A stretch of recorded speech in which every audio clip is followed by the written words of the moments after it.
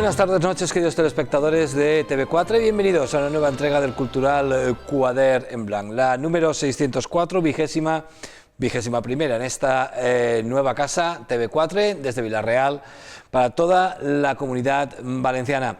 Y hoy, como siempre, recibimos a muchos invitados. Ya tenemos en el plató al que va a ser el primero de ellos. Se trata del escritor Vicent Ussó, al que vamos a dar la bienvenida. Vicent, molt bona vesprada. Hola, bona vesprada. Benvingut a Quader en Blanc. Gràcies. Él es el autor de Les veus y la boira, la novela 13ª en su andadura, de la que vamos a charlar con él. Nos recibiremos también a más escritores, a la escritora María Luisa Piña, a la escritora Pilar Bellés y al escritor Javier Mas. Cerraremos con el chef del casino antiguo de Castellón y con el artista que ha diseñado la carta para la temporada de invierno, Pascual Cándido, y el chef Hugo, que es como se hace llamar. Esto en cuanto a la nómina de invitados. En lo que se refiere a los reportajes, bueno, mucha música y también arte, la que van a poder contemplar. Noticias de lo que está pasando por la provincia de Castellón, noticias culturales y libros, como siempre, de la mano de la librería Argot. Por tanto, ponemos nuestro cronómetro a cero y empezamos a charlar con nuestro primer invitado, Vicent Ussó.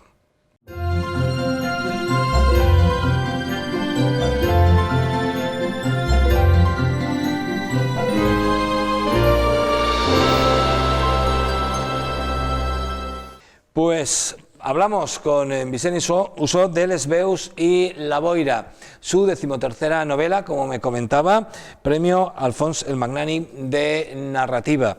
En primer lugar, Vicent, enhorabuena por el premio, porque me imagino que, y lo hemos comentado alguna vez, son un aliento, un acicate, ¿no?, para continuar en esto.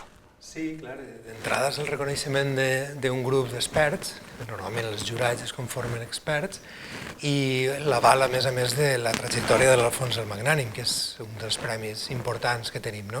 Per tant, sempre no és l'únic estímul i no és el principal estímul que ha de tindre un escriptor. El principal estímul d'un escriptor ha de ser d'entrada l'obra i després els lectors, però evidentment ajuda a alçar l'ànim i ajuda a difondre l'obra i és important, clar.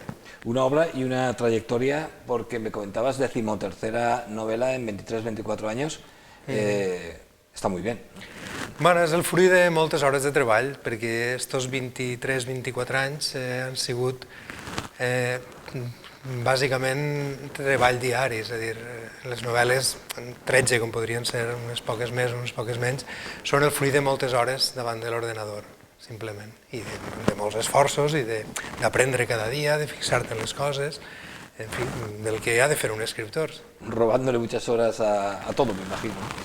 No, perquè sí, però sí, en el sentit que ho dius, però no tampoc perquè li apassiona la literatura, li apassiona escriure, no podria viure sense llegir i no podria viure sense escriure, i per tant, encara que de vegades preferiries anar a fer-te una cervesa amb els amics que quedar-te a casa, has de quedar-te a casa perquè has de treballar, però ho fa en gust i en satisfacció i per tant no són hores que pesen. ¿Puedes decir que tienes un trabajo y un oficio? Sí, jo considero que el d'escriure és un ofici que lamentablement hi ha molt poca gent a la qual li puga donar de menjar i potser en algun moment ens hauríem de plantejar si un país és un país normal quan pot pagar els seus fusters o els seus mecànics i no pot pagar els seus escriptors, però és un debat que ens duria molt lluny. Però en tot cas sí que és un ofici des del rigor, des de la constància i des del compromís amb la feina i amb els lectors, evidentment. Les veus y la boira, 13ª novela de Vicent Ussó, premio Alfons el Magnànim de narrativa. Me comentabas, muy vinculada a Castellón, ¿no? Sí, en general totes les meves novel·les tenen a veure amb el meu entorn immediat. El que passa és que aquesta, diguem, és especial en el sentit que el centre neuràlgic de la narració és un paisatge concret. Jo normalment ambiente les meves novel·les a la Vila, que és una espècie de ciutat mediterrània que podria ser Vila Real però podria no ser-ho, és a dir, que és una ciutat mig real, mig inventada, però esta vegada més centrada en paisatges reals. El Peníscola, per exemple, el Grau de Castelló, el sud de França, els Pirineus francesos, algun poble de la Manxa, algun poble del sud del País Valencià i sobretot les Illes Columbretes, que són l'epicentre, diguem, de la narració. ¿Qué tienen las Islas Columbretes que tanto atraen a los que escriben? En el meu cas, una atracció que venia des de molt xicotet, perquè quan jo era menut, quan jo jugava encara en pantalons curts i un baló, jo sentia parlar de les Columbretes com un lloc al qual no es podia arribar. Després, amb el temps, són molt més accessibles, ara n'hi ha viatges organitzats, n'hi ha gent vivint allí, cuidant de la reserva, etc. Però en aquell moment era com una cosa mítica, com aquelles illes del tresor que hi en les novel·les d'aventures que jo llegia. Després he descobert que, més enllà de tota aquesta mitologia, que també és possible en les illes, i tenen una història plena de pirates, de contrabandistes, d'aïllament, quan estaven els faroners, etc., n'hi ha un entorn fantàstic, és un volcà amb unes roques salvatges i absolutament meravelloses, unes aigües pures, transparents on fos tot, i un entorn que quan gires el cap de tramuntana i entres al mig t'ofereix una imatge, una primera imatge absolutament colpidora. Jo he estat algunes vegades i estic profundament enamorat de les Columbretes. La novela narra un proceso de investigación y hace un repaso, ¿no?, a eventos del siglo pasado, fundamentalmente. Cuéntanos un poco, sin desmenuzar, qué consiste la trama de Les veus i la boira. Sí, perquè totes les novel·les, a banda de parlar d'aquestes coses, dels paisatges, etc., necessiten una història que explicar.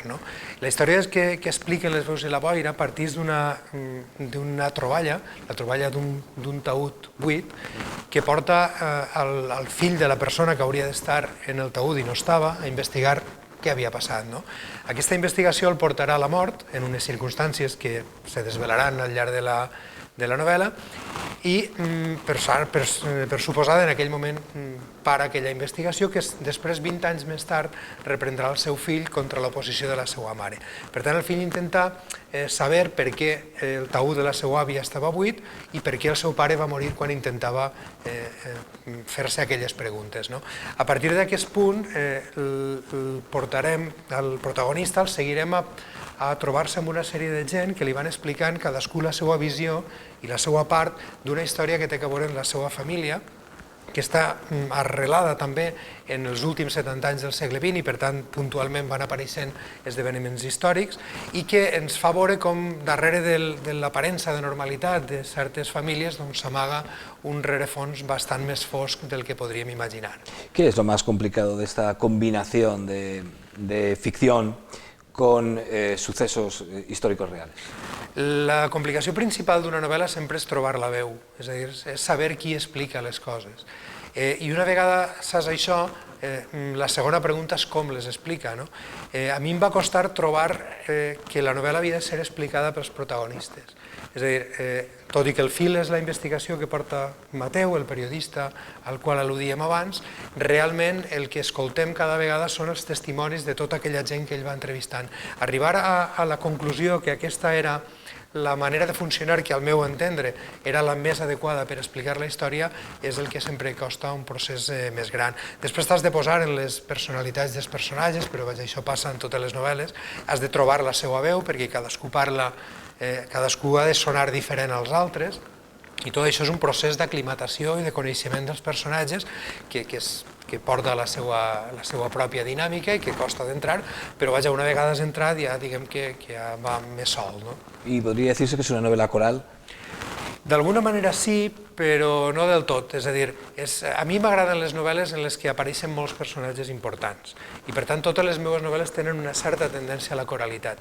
Aquesta ho és en el sentit que n'hi ha diverses veus que van explicant-nos la història, tot i que el fil conductor és un periodista, però diguem que aquestes veus es reduïssin a 2 o 3 i per tant en tot cas serien 3 o 4 protagonistes principals més que no una novel·la amb 40 personatges com vaig fer per exemple en L'herència del vent del sud on sí que n'hi ha 40 personatges principals. Esta sí que es una novela coral amb totes les paraules. Hablando de lo nuestro, de nuestros lugares, de nuestras tierras, ¿se puede ser universal? Evidentment, sí, la novel·la, una de les novel·les que a mi més m'agrada i més universals és 100 años de soledad, que parla d'una aldea en la selva de l'Amazones, la selva alta. Per tant, a partir de... és l'única manera de fer literatura, és a dir, Madame Bovary és la història d'una senyora de províncies, que vol anar als grans llocs on se mou, diguem, el gran món, però totes les grans novel·les partixen de fets mínims, per tant, això és una qüestió que no ens podem ni plantejar, perquè al final les pulsions humanes i els personatges, que són els que li donen vida a una novel·la, són igual així que en París que en Estocolm. Rueda de presentaciones, me imagino, has entrado ya en ello, ¿no? Sí, unes poquetes, sí. Hem fet les més pròximes, ara toca València, vam fer també Barcelona en el seu moment, toca Vinaròs, en fi, alguna més Traiguera, alguna altra més. Por si fuera poco, ¿no? Que esto es una faceta añadida, ¿no?, a la labor de escritor. Sí, però bé, hi ha gent que diu que les novel·les han de viatjar soles, jo estaria d'acord, però no em queda més remei que acompanyar-les una mica, i ho faig en gust perquè, entre altres coses, sempre suposa trobar-te amb lectors.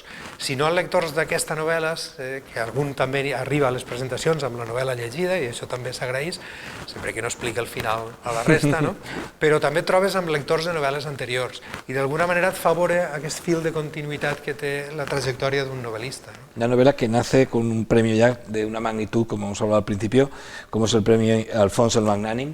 Me imagino que un reconocimiento muy especial, ¿no?, para un escritor. Sí, clar, sobretot per la trajectòria del premi, pel valor que té que el jurat hagi escollit la teva obra, entre moltes altres segurament digníssimes i molt vàlides la majoria, i per tant la satisfacció un poc de que la feina que fas ja està corroborada, diguem, en una primera instància. Després l'han de corroborar els lectors, que és el veritable examen, però d'entrada ja apareix amb la satisfacció de que un jurat té l'avalada i que a més la considera digna d'estar en una llista que ja té un prestigi, i per tant és important. És important i et fa ser més responsable també, perquè has d'estar a l'alçada d'estos valors. Y por encima de los premios, el feedback con el lector, los lectores que ya van leyendo la novela, ¿qué tal? ¿Cómo funciona? Bé, jo suposo que els que no els hagi agradat, que algun hi haurà, no m'ho diuen, però de moment la sensació que tinc és molt bona, fins i tot en comparació a altres novel·les anteriors. És de veres que les xarxes socials ens faciliten molt aquesta dinàmica, però fa poc vam tindre la trobada al Club de Lectura d'ací de Vila-real, del Socarrats. Ja portem 10 anys de trajectòria i els companys van voler llegir Les veus i la boira i van poder interrogar-me. I la veritat és que les sensacions que em van donar eren molt bones, com també són molt bones les crítiques que han anat aixint en la premsa i les reaccions dels lectors que em fan arribar la seva opinió a través de Facebook o a través del correu electrònic. Per tant, estic molt, molt content. Vicent, pues muchísimas gracias por acompañarnos, enhorabuena por Les veus i la boira y endavant. Gracias a vosotros. Larga vida y muchas más novelas. Esperem que sí. Aquí estaremos. Gracias. Despedimos a nuestro primer invitado y nos vamos con la música. En este caso, la de Marwan, el tema Mi paracaídas. Nos la ha pedido Natalia. Pues para ti, Natalia, esta canción, que la disfrutes.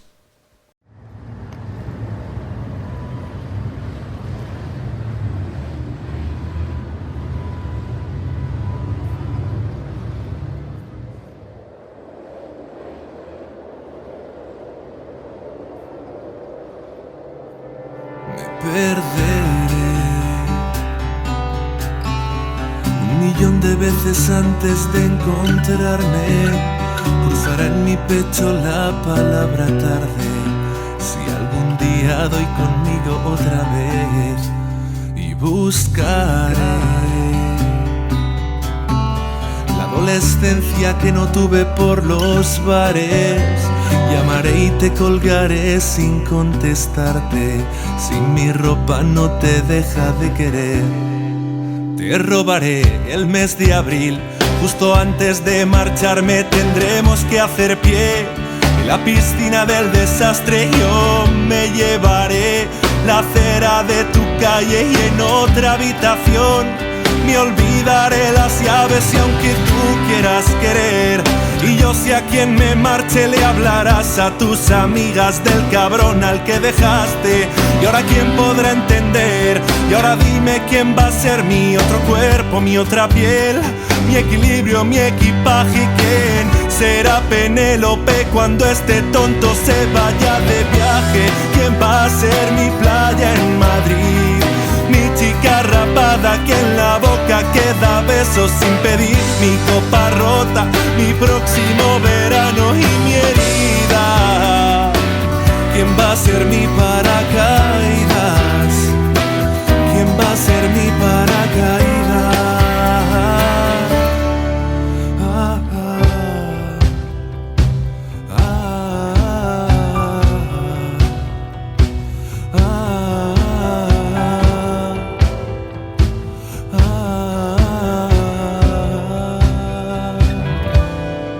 Le explicaré el fuera de juego a mis nuevas amantes, como ya hice contigo mucho antes. Buscaré a la maga en otro café. Se rayará esta canción de cantarla tantas veces. Trataré de no escuchar si vuelvo a cantar noviembre. Manchas de carmín, subirme a nuevos trenes. Mi barba arañará la piel de otras mujeres. Ya ves, yo esperaré que vuelvas a un concierto, vestirse a toda prisa tras fundirse en otros cuerpos. Y ahora quién podrá entender, y ahora quién coño va a ser mi otro cuerpo, mi otra piel, mi equilibrio, mi equipaje. ¿Quién será Penélope cuando este tonto se vaya de viaje? ¿Quién va a ser mi playa en Madrid? Mi chica rapada que en la boca queda besos sin pedir. Mi copa rota, mi próximo verano y mi herida. ¿Quién va a ser mi paracaídas? ¿Quién va a ser mi paracaídas? Si tú eres mi paracaídas, si tú eres mi paracaídas, si tú eres mi paracaídas, si tú eres mi paracaídas.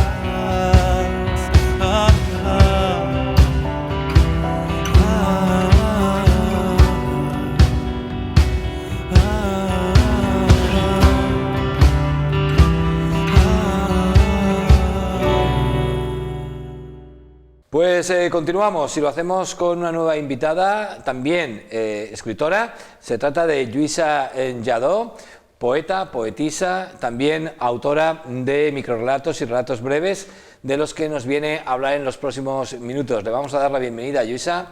Encantado de tenerte en Quadern Blanc, gracias por tu presencia. Muchísimas gracias. Y bien hallada en tu casa. Es un placer, gracias. Pues le dedicamos la ráfaga que se merece y comenzamos a charlar con ella.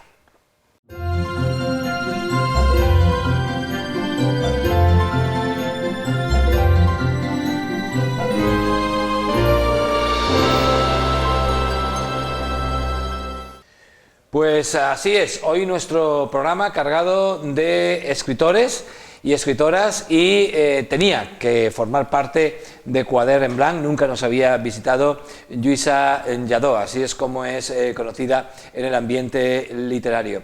Lluïsa, 3 poemarios publicados, sí. Eso ya supone asumir la condición de poeta o poetisa, como quieras llamarlo, pero eso, más que un oficio, es una condición humana, ¿no? Sí, sí. Verdaderamente el poeta no tiene un oficio, ni una carrera universitaria donde se pueda formar, y conozco personas que sí que a lo mejor han empezado a nivel creativo más mayores, pero en mi caso mi condición es de nacimiento, forma parte de mi personalidad y soy creativa en todas las facetas, y la poesía forma parte de mi punto de vista desde que era una niña. Y tú que has escrito también relatos y microrelatos, es muy distinto, ¿verdad?, la narrativa a la lírica. Tiene mucho menos, o tiene más el microrelato y el relato de ejercicio que lo que pueda tener la poesía. Efectivamente, supongo que es por la acumulación de años en el tema poético, que quizás yo ya lo construyo y lo trabajo de una manera, digamos, natural, inconsciente. Y es verdad que todo lo que es el tema narrativo, en mi caso personal, necesita sí un ejercicio, una reflexión, una argumentación mucho más elaborada, y considero que son dos mundos paralelos, pero a la vez que están hermanados. No obstante, en mi caso es una poesía que roza un poco a lo que es la poesía sin rima, en el sentido de que es una poesía simétrica, poesía libre o verso libre también. ¿Cuándo decides? ¿Cómo es ese momento en el que decides publicar tu primer poemario y mostrarte un poco? Porque, quieras que no, la poesía tiene mucho de carga personal, ¿no? Sí, fue durante un gran paréntesis creativo en mi vida, que mirándolo ahora desde un punto de vista, digamos, hacia el pasado, fue algo, digamos, circunstancial, casual, y mi primera edición fue una autoedición. En este mundo, en el mundo literario, tanto si es prosa como si es verso, es muy difícil dar el primer paso, y a veces necesitamos una ayuda extra. Y la verdad lo decidí porque pertenezco a una tertulia poética y donde todos aprendemos unos de otros, que se llama El Almadar. Con el señor Marcelo Díaz. Sí, lo conozco, sí, es uno de los compañeros de la tertulia, y fue una necesidad, es como, era algo de mí que nació de dentro, y dije, quiero que la gente comparta esa parte de mí, y más siendo el primer poemario, que siempre pues son más inmaduros en cuanto a una temática o un hilo conductor, suelen ser, digamos, recopilaciones de uno mismo, unas desde el punto de vista amoroso y también social, porque para mí todo lo que tiene una finalidad educativa y ejemplar es muy importante. Es decir, el poema no simplemente tiene que ser un conjunto de palabras bonitas, tiene que tener una finalidad, un mensaje que puede ser, en mi caso, me gusta que sea reivindicativo y social. Tu último poemario con la amiga Amelia Díaz Venturi, en un área, ¿no? Sí. Azulejos. No, es perdón. La Marquesa de Seda. La Marquesa de Seda. Sí, La Marquesa de Seda pertenece a una colección que edita en prosa y edita en verso, que se denomina Castelloneros. Es decir, me considero una privilegiada porque he sido la primera. Además, yo nací en Palma de Mallorca, soy mallorquina, aunque... Pero juega con las palabras, ¿no? Castellón, sí, Eros. Eros, sí. Eros es sinónimo de... Bueno, es el dios del amor en la mitología clásica. Y la verdad que fue una experiencia pues muy divertida y muy a contrarreloj, y efectivamente es mi último poemario, La Marquesa de Seda. Sí, es erótico, es poesía erótica festiva. ¿Erótica festiva? Erótica festiva, sí. ¿Cómo es eso de mezclar lo erótico con lo festivo?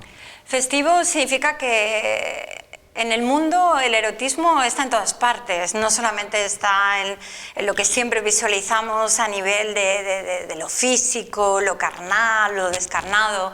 El erotismo puede ser desde la forma de cocinar, a nuestra forma de hablar, un perfume.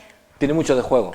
Sí, eso es el erotismo, porque es muy difícil calibrar entre lo que sería lo vulgar, que es la pornografía, y lo ñoño, cursi, que es, digamos, lo más, digamos, que no llega ni a erotismo, ñoño, por decirlo de algún modo.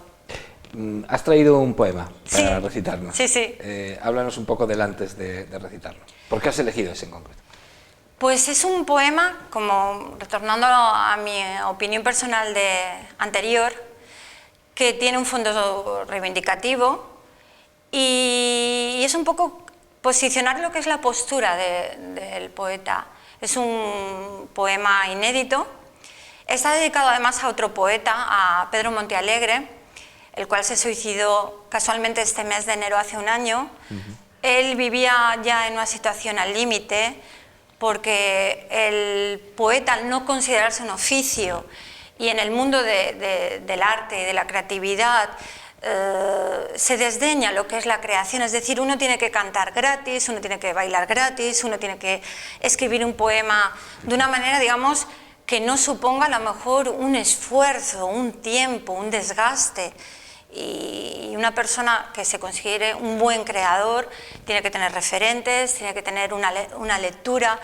Y este chico pues llegó a un punto en que aparte de, supongo que temas psicológicos que yo desconozco, sí que llegó a un punto en que se desengañó de lo que era el mundo, estaba solo y tomó la decisión del suicidio y lo que ocurre, creador muerto, creador ensalzado, se recopilan sus obras, entonces en ese momento es cuando es conocido, y es una cosa que tristemente pues es muy habitual en este país. Pues cuando quieras. Sí, faltaría más.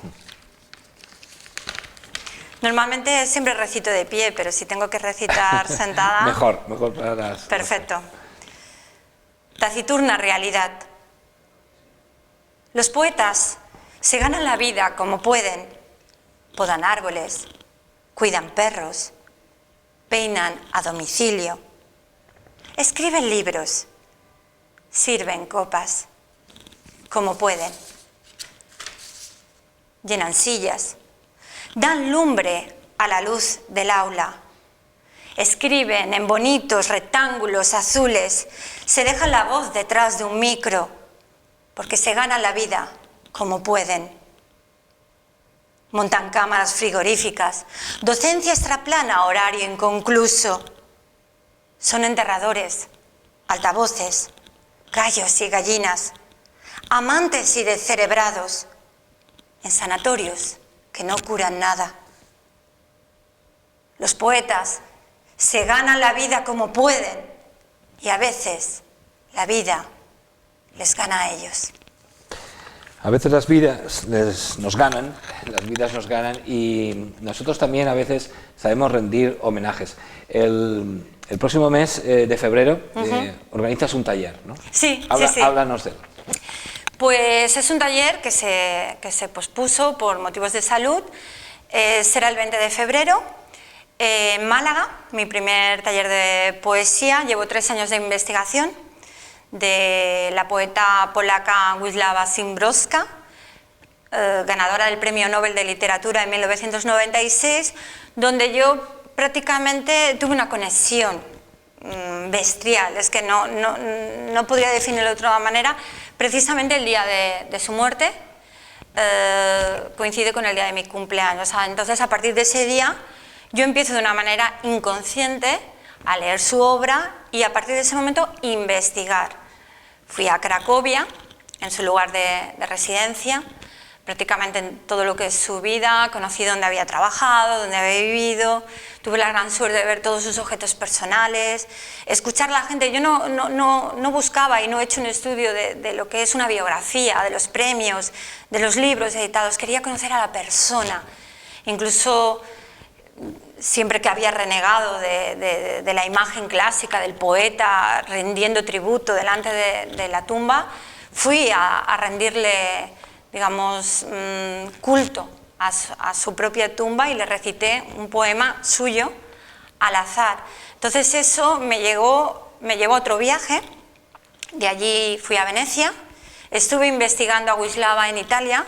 Luego pude corroborar toda esa información con documentos, con libros, con personas que la habían conocido personalmente y me di cuenta que no había errado, que había seguido un hilo conductor de una manera intuitiva, pero cierta. De allí fui a Sevilla, me entrevisté con Carmen Ramos, que la conoció personalmente, y sin darme cuenta eso gestó un libro, que si todo va bien, para nada tengo prisa, que es El Arca de Wisława, que hay una editorial que ya me ha dado su palabra. Yo soy una mujer también de palabra, entonces yo confío, aunque tenga que esperar 5 años esperaré. Y todo ese cúmulo de conocimientos, sensaciones, pues alumbró lo que va a ser el taller. además quería que fuera en Málaga porque fue precisamente allí donde me dieron la idea de por qué no escribes un libro, tú que sabes tanto de ella, que no sé nada, porque hoy en día cada día se aprende algo nuevo de todo, de la vida. Y va a ser un taller que para mí es muy importante. Me ha hecho el cartel además otro compañero de tertulia, Ferran Garrigues, que se dedica a lo que es el tema también de la ilustración. Y para mí es muy importante porque es todos esos conocimientos de una manera, digamos, didáctica. Pues Rosa, encantado. Luisa, perdón. Bueno, también soy una rosa, ya que hablamos de poesía. Luisa, perdón. No pasa nada. Encantado de haberte recibido. No, faltaría más. Y estás invitada aquí cuando quieras. Muchísimas gracias, Antonio. Un placer. Despedimos a nuestra segunda invitada de esta tarde-noche y nos vamos hasta Valencia. Allí está el Circo del Sol, el espectáculo Barecay, aquí el tráiler.